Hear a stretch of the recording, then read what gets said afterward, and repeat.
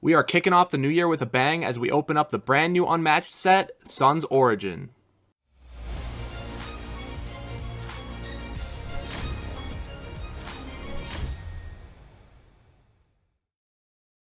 If you're a fan of the channel, consider supporting me on Patreon.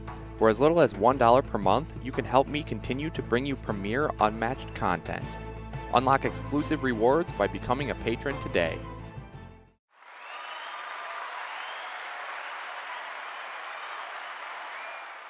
What's up guys, Zero Skater here, and that's right, today we are opening up the newest Unmatched set, Sun's Origin, which is the brand new 2-pack featuring Oda Nobunaga and Tomoe Gozen. And if you like samurais, I'm sure you're going to love this set. It looks super cool, the art is amazing, and I'm sure the characters play awesome as well, just like they always do. So I'm super excited to open this up on camera.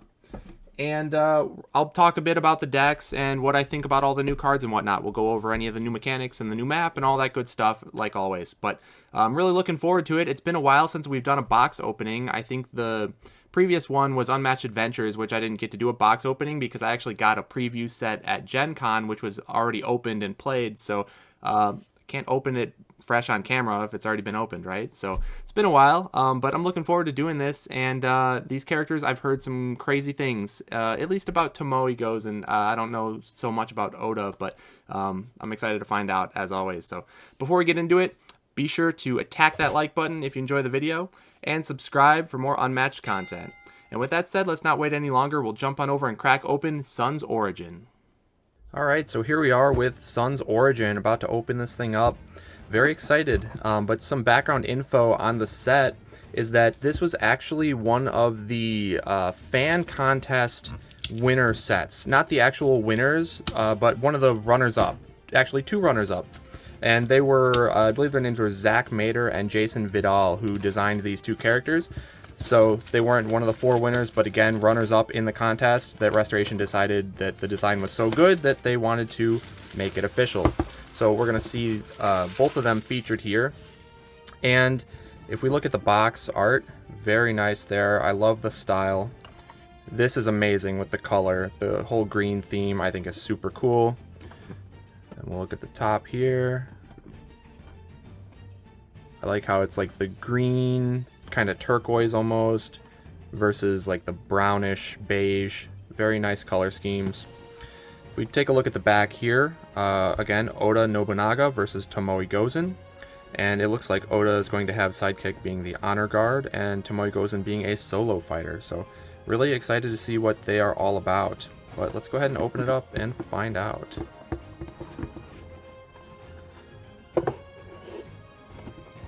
So we have, again, the core rulebook included with all of the upcoming Unmatched sets. And if we look in the credits here, I actually have my name right there, along with a good handful of pretty iconic Unmatched community members. So that's super cool. But the core rules just kind of clarify all the basics of the game. So we're not going to flip through that whole thing. We have a little pamphlet here just advertising plenty of the other sets, as well as the digital edition, Tales to Amaze, amazing set. And then we have the Sun's Origin set rules that we'll flip through this real quick. Some nice art here with pronunciations even, and some background info about the characters if you want to read up on that. I actually had to go look up pronunciations myself before the video here. Some special rules here for Oda. Looks like flanking is going to be a new mechanic, and Tomoe goes an attack of opportunity. So we'll get into those in a little bit once we go through the decks. Really cool art. And then, of course, we have the health dials. There's that. And then the new map, which it looks like is named Azuchi Castle. So pretty basic looking map. I don't know that there's any new mechanics on this one. I haven't read into it yet, but it doesn't look like there are any kind of weird markings or spaces. So it looks pretty basic. Looks like a relatively small map. Here is, of course, the ring side for all of you ring enthusiasts out there. But let's go ahead and keep on opening the rest. We got the rivets, as always, here. let's take a look at the figures. So here we have Tomoe Gozen. Wow. Very dynamic pose here. Super cool.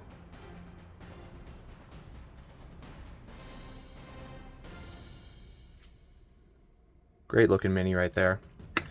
And for Oda, also very cool looking. It's a very menacing, powerful pose.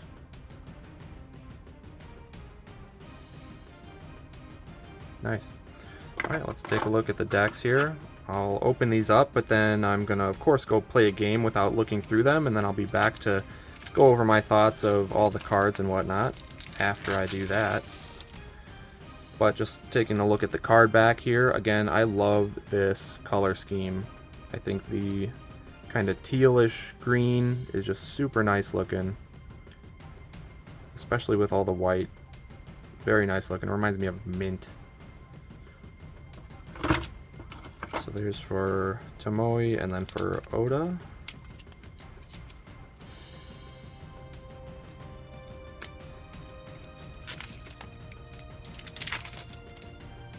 Also a good color scheme with the beige and the orange, orangish red. Very cool looking. And then we have a couple of sidekick tokens. So it's cool to see a hero with two sidekicks again. And if we look at these, they both look like they are potentially unique. We have a blue one and a red one. And each side of the token looks like it's the same, so it's not like Yananga and her archers with the 1 health and 2 health sides. But they are unique blue and red, so I wonder what kind of mechanics we'll see if these are indeed unique or if it's just a cool artistic thing. But we'll find out. I'm going to go try it out, and I will be back to cover the decks in just a bit. Alright, so I just got done playing my first couple games with the set, and I gotta say, it's pretty dang fun. There wasn't anything too crazy, like, out there in either of these decks. It was pretty standard Unmatched, which I really liked, but it was a lot of fun choices when it had to do with mainly positioning. So let's take a look at the decks here. I guess let's show off the side panels, inside panels as well, which I almost always forget. Just more cool art here. I love the color scheme on both of these. But we'll start off first with Tomoe Gozen. So, Tomoe Gozen is a ranged fighter, solo, 14 starting health, move 2. Ability is Attack of Opportunity. So when an opposing hero leaves Tomoe Gozen's zone, you deal 1 damage to that hero. If only I could find a worthy foe. So really strong ability here. It's very similar to Medusa's, but a little bit different because Medusa's ability triggers when the opponents approach you and you deal the damage at the start of your turn, whereas Gozen's ability triggers when the opponents are running away from you, leaving your zone. So it's a different trigger, but very similar, and it's kind of weird to play around at first, but it's really cool. Interesting to note that it is only opposing hero, so it does not work for sidekicks, which I think if it did, that'd be totally broken, because then 1 health sidekicks would just die off as soon as she walks into their zone and they leave. And that would be pretty stupid. So I'm glad it's only hero, but it's still a really strong ability and definitely very fun to play around. And so because of this ability, Gozen really wants to be the aggressor. She wants to be attacking into the opponent and forcing them to feel the pressure and run away to try to regain cards. And she's also ranged, so they're going to want to leave your zone unless they want to risk getting double attacked. And you'll see there's quite a bit of good attack cards in the deck, but let's go ahead and get into it. So, first card that we're going to see is Witness My Last Battle. So it's a 7 value attack for Tomoe, and this attack can only target a fighter adjacent, and you play this face up. So the opponent knows exactly when this is coming, but it's still a 7 value attack, and not too much you can always do about that. And then after combat, you end the turn. So if you use this as your first action attack, it will end your turn, so keep that in mind. You probably want to use this as your second action after you maneuver up. Even if the opponent is melee and they approach you for an attack, and then you start your turn adjacent, you still probably want to take a maneuver just to get a card draw, and then attack with this as your second action. Although, if you're playing towards fatigue, you could do a cool play and use this first action on purpose to end your turn prematurely and avoid essentially that second action card draw to save your deck count. So that's actually a pretty neat play, and being a 4 boost value is pretty great if you absolutely need to chase somebody. And there's 2 copies of this in the deck, so very, very strong card here. Alright, so next up we're going to see Fearsome Strength. So this is a 3 value attack. Immediately, you may swap spaces with an adjacent fighter. And then after combat, you deal 1 damage to an adjacent fighter. So with 2 copies of this in the deck, it's a decent way to get out of pins. Being a solo fighter, you always need those tools to escape pins, or else it can be very dangerous. And this also works well with your ability, because if you are in a different zone than the opponent, let's say you're adjacent to them but in a different zone cutoff, you can swap with them, and then it'll trigger your ability, because your ability doesn't care if it's from a maneuver or from a placement effect or from a card effect movement. It doesn't matter. Even if it was something like a vanish, like Invisible Man's Vanish, you're still going to trigger your ability if the fighter was in your zone before they left the zone. So this works well into the ability, helps you get out of pins, deals a little bit of extra auto damage, so pretty strong card here. Next card, we're going to see a Warrior's Way. So 2 value attack. After combat, move the opposing fighter up to 3. So it's very similar to a rending shot in that regard, but 1 less combat value. And then if they're a hero, you place Gozen in a space adjacent to them. So you can follow them. So you can push them out of your zone and then follow them and become adjacent to get ping with your ability, and then follow for a second follow-up attack, something like Witness My Last Battle. Hit them with a 7, and then you don't have to worry about it ending your turn, and you're already adjacent to set up for that attack. So this is a very good setup card as well, and another way to break a pin if you need that. And I will say, in this particular in-box matchup, you're going to need ways to break pins. So looking at the next card, we see 5 Against Thousands. Pretty cool card. It's a 4 value attack. After combat, if Gozen is adjacent to the opposing fighter, you may discard a card to put this card back into your hand. With 2 copies of this, it's a recurring attack. Essentially, you're just trading a different card in your hand to get this card back. So that other card you're discarding acts as another copy of this. And that's not that great, because it's just essentially a blank 4 in that case. But converting defense to extra attacks for more offensive pressure can be very good, especially if you're trying to force them to run away from you and trigger your ability more often. So pretty neat card here. Then we're going to see a common card that we've seen before in Robin Hood and others. So Piercing Shot. After combat, you draw 2 cards. Actually, now that I think about it, have we seen this in something other than Robin Hood? I don't fully remember, but either way, a 2 value attack that draws 2 after combat is pretty great for keeping up that hand advantage, and thus, controlling the tempo and putting the pressure on your opponent, forcing them to want to run away to get out of your zone, avoiding double attacks, and then that's triggering your ability. So Piercing Shot feels pretty dang good in this deck.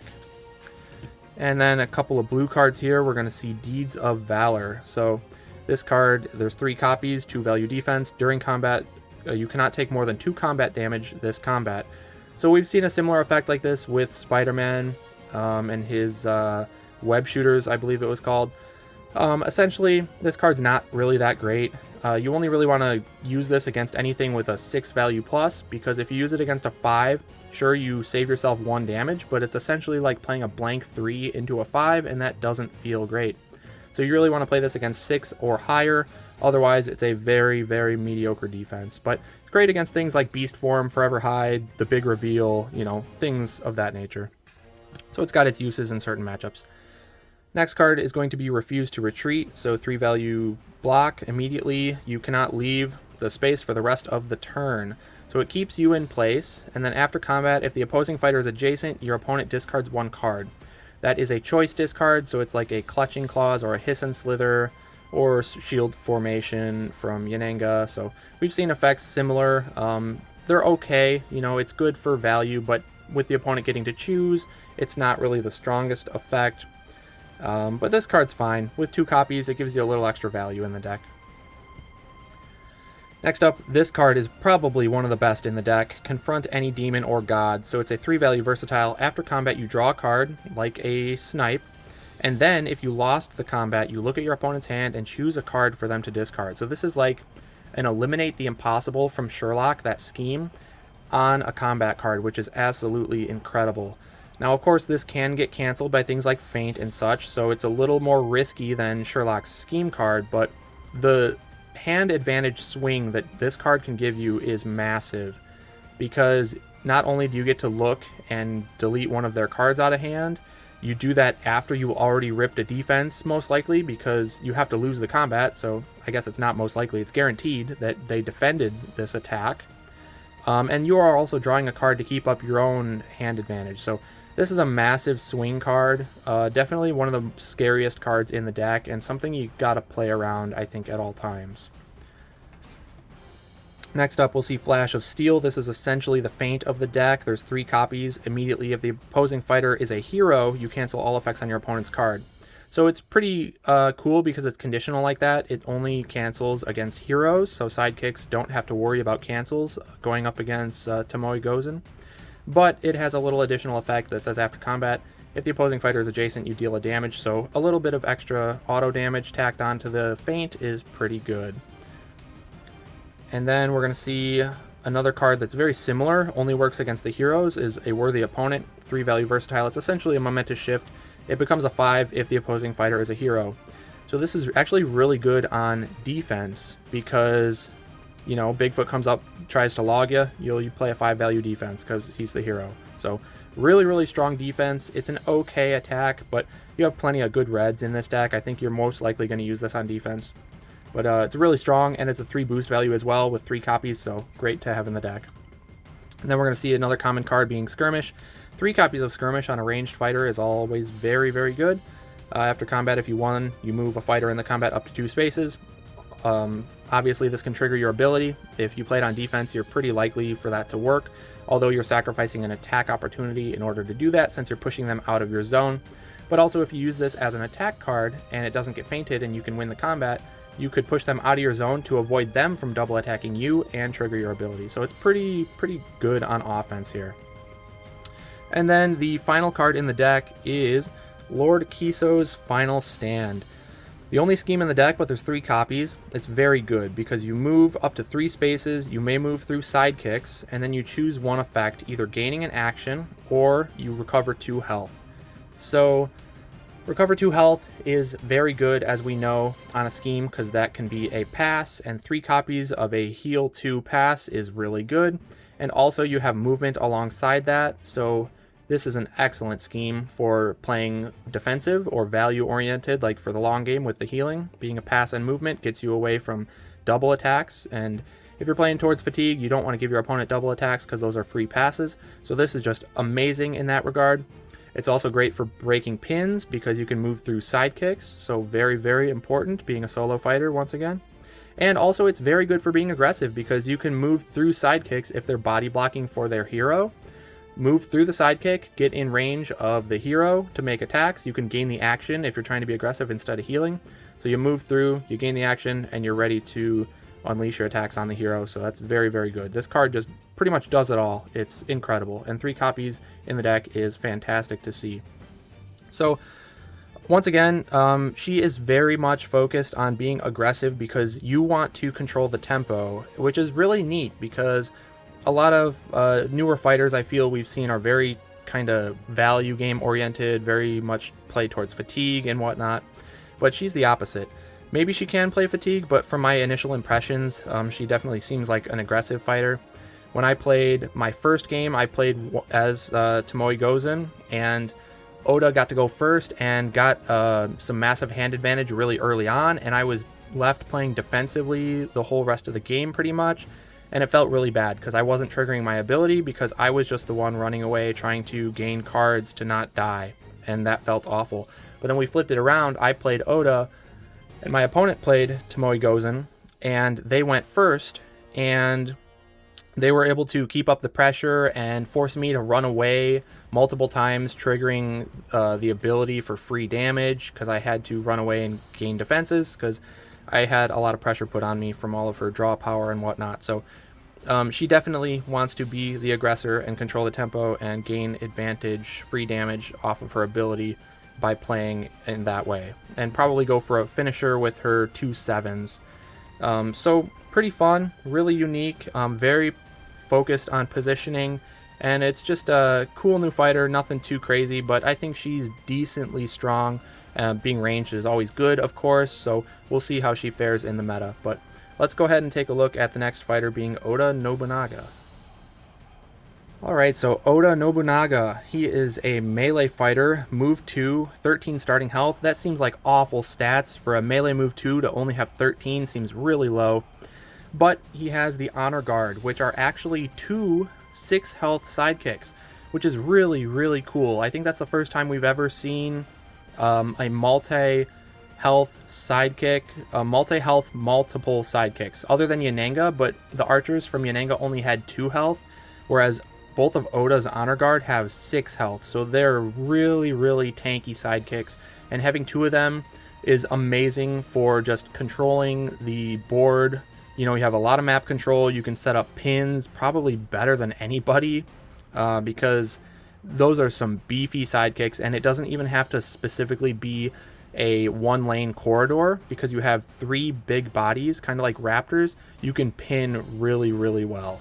So super cool there. Master Strategist is the ability. Other friendly fighters in Oda's zone add +1 to the value of their played combat cards. So all combat cards, attacks, and defenses, doesn't matter. They all get +1, but Oda does not benefit from this ability. It's only for the sidekicks. So if you're playing a 2v2, this does work for your teammates, but in a 1v1, it's just going to work for your Honor Guard. But that's still really, really strong. So you want to keep the Honor Guard within Oda's zone so that they get +1 on all of their combat values, and then that's really threatening. So let's take a look at the deck here. First card, Student of War. So it's a 5-value attack for Oda. This card is really good. After combat, you draw a number of cards equal to the amount of combat damage dealt to the opposing fighter. 2 copies of this in the deck. So that's a lot of pressure. Very similar to, what is it, Piercing Shot, or not Piercing Shot, Disarming Shot from Robin Hood, where you draw equal to the damage dealt, but it's a 5-value instead of a 4. So it's a straight upgrade to that card. Now you got to be careful because if this overkills, as we know, like if you throw this into a 1-health sidekick and they just take it undefended, you are going to draw the 5 cards, even though the fighter you killed only had 1 health. It's just based on the number of damage you dealt. So be careful, you don't want to draw too many cards with this, but if you're throwing this into the opposing hero, it's really good. You can think of it like a commanding impact, because a max value block being like a skirmish, a 4-value. This is going to deal the 1 damage over the top of that, and then you're going to get to draw 1 card. Same thing that would happen with a commanding impact. So it's a commanding impact essentially with even more card draw upside, which is really, really good. So next card we're going to see is Fire and Flames. So this is one of the few 3 boost values in the deck, which is very important, but there's 3 copies, which is good, and it's an any. And during combat, if the opposing fighter is flanked, this card's value is 5 instead. So flank is a new keyword for Unmatched, and basically all it means is that you have 2 of your fighters adjacent to the opposing fighter. So that can be hero or sidekick, doesn't matter, but it has to be Oda's characters, so him or his Honor Guard are the ones flanking. So as long as you fulfill that condition, this is like a momentous shift, it becomes a 5, which is very good. And especially good because it's an any, and that means the Honor Guard can play this, and then it's a 6 if they're in Oda's zone, not just a 5. And that's really important because it's almost guaranteed 2 damage no matter what they block with, because if they max value block, you have a 6 over a 4 for 2 damage. And if they decide to cancel it with a feint, well, you have a 4 over the feint, because of the buff that Oda gives. So this is a really, really strong attack, and it's a great boost value as well, so definitely a key card in the deck. And next up, we're going to see Pragmatism. So a 3-value block for Oda specifically, immediately cancel all effects on your opponent's card. So it's like a Just Your Imagination from Bigfoot's deck, which is really, really good, obviously, and there's 3 copies of this in the deck, so that is huge. It's just important to note that it's Oda specific, so the Honor Guard are not able to cancel on defense like Oda can. But this is a really, really good defense for him. And next up, we're going to see Spring the Trap. I love this card. It's a 2-value any. There's 3 copies, and it says immediately your fighter may swap spaces with an adjacent friendly fighter, and if they do, the other fighter is now the defender. So very much like a Under Achilles' Helm, but the fighter that you swap with has to be adjacent, which definitely makes it a little bit trickier, but with good positioning, you can set this up pretty reliably. And then after combat, you also deal 1 damage to the opposing fighter, which is good. So extra little auto damage on top of a helm swap is very strong. 3 copies in the deck is that auto damage definitely adds up. And important to note as well that because it's an any, if the new defender is an honor guard and they are within Oda's zone, this is actually a 3 value defense instead of a 2 because you get the buff from the Master Strategist ability. So Spring the Trap, really strong defense card in the deck. Next up, 4 copies of Battle Maneuvers. So that's a lot. You're very likely to see this very often. So it's just a 2 value any. After combat, you draw a card, and then you move each of your fighters up to 2 spaces. So kind of the regroup of the deck. It's fine. It lets you reposition your fighters, which is pretty important, and drawing a card is fine for keeping up hand advantage. 2 boost value is okay. But again, being an any, it could be a 3 value defense or attack as well, but most likely just you'd use this on defense for the honor guard because they have better attacks, as we'll see later on. But yeah, 3 value defense in that case is pretty okay. Definitely not great for Oda to be using this on defense though. Next card is Patience and Strategy. So this card is really key. After combat, if the opposing fighter is flanked, your fighter recovers 2 health. 3 copies of this in the deck. That's upwards of 6 healing. If you can pull all these off, that's really good. Although you do have to flank the opposing fighter. So 1 value card is obviously not very good. If you get your ability with the honor guard, it can be a 2, which is still not very good, but the key is in its effect. So you don't want this to get canceled. And therefore, it does create some mind games if you're attacking with this with Oda, because if it is this card, they want to play a feint. But if it's the big 5, they don't want to be feinting and taking 3 damage over the feint. So you want to value block the 5, but you don't want to value block the 1. So you got some coin flippy combat interactions there. But being able to heal is really good, and you can heal the honor guard as well if they're the ones who play this. You just have to set up your flank, which, as you'll see, there's a lot of cards in this deck that do rely on setting up the flank. So definitely very positioning heavy, but this is a really potentially good card. With 3 copies, gives you quite a bit of healing potential for whoever happens to need it at the time. Next card is Momentous Shift, common card. We've seen this before. There's 2 copies in the deck. Again, it's an any, so bumping it up to a 5 and then up to a 6 because of Oda's ability lets the honor guard attack with even more 6s. So the honor guard are very deadly when they are attacking. And this is also good because if you do defend, let's say you do a Spring the Trap and they're attacking the honor guard and you swap into Oda, or vice versa, either way. If you swap a first action attack with Spring the Trap, then you have Shift active on defense for a follow-up attack for the 5 value defense, which is pretty neat. You can also set it up with a first defense of Battle Maneuvers into a defense of Momentous Shift, so that's obviously pretty important in the ranged matchup. Next card, we're going to see the first scheme for Oda, Demon King of the 6th Heaven. It just deals 2 damage to each opposing flanked fighter. So this could potentially be more than 1 fighter based on your positioning. So really good there. I mean, auto damage is always good. It's also a 3 boost value, which is pretty important. And there's 2 copies in the deck, so an easy 4 auto damage out of this scheme here. And then this is actually probably the better of the schemes in my opinion, just because of its versatility. We see Reinforce, so there's 3 copies in the deck, and you choose 2 different effects when you play this. So the options are each friendly fighter recovers 1 health, draw 2 cards, or gain 1 action. So it's really good for offensive pressure if you want to draw 2 and gain an action, like in a pin scenario. But it's also pretty good defensively because you can either get cards to if you're digging for defense, or you can gain an action if you need more space between you and the opponent, so you can use that action to maneuver. And then you get your healing, and it heals each friendly fighter, so Oda and both of his honor guard will heal. And with 3 copies of this in the deck, that's even more healing. So Oda has upwards of 9 potential healing in the deck, which would put the health total at 22 overall. And then each of the honor guard could be potentially 9s, which would combine to 18. So max health pool for this guy would be, what, 40. 22 plus 18. So 40 is a massive health pool. So if you play everything right, you can definitely go a long ways in terms of value and health pool. And then we're going to move on. We've got a couple of Honor Guard cards left. So Honor Guard specific attack, 4 value, 3 copies in the deck. Immediately, if the opposing fighter is flanked, you cancel all effects on your opponent's card. So almost a surprise attack like Invisible Man. It's not quite a 5, but a 4 is still strong, and canceling the opponent's effects is pretty good. You just have to set up that flank.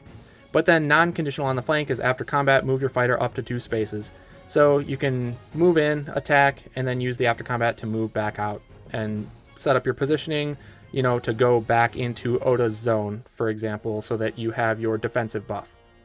So 3 copies, you're going to see this pretty often. It's a pretty scary attack, especially because it can bump up to a 5, remember, if you are in Oda's zone and you use your ability. So it can be like a surprise attack from Invisible Man. And rounding out the deck, we have Sun and Moon. So 2 copies of this, another Honor Guard attack. During combat, if the opposing fighter is flanked, you ignore the value of your opponent's card.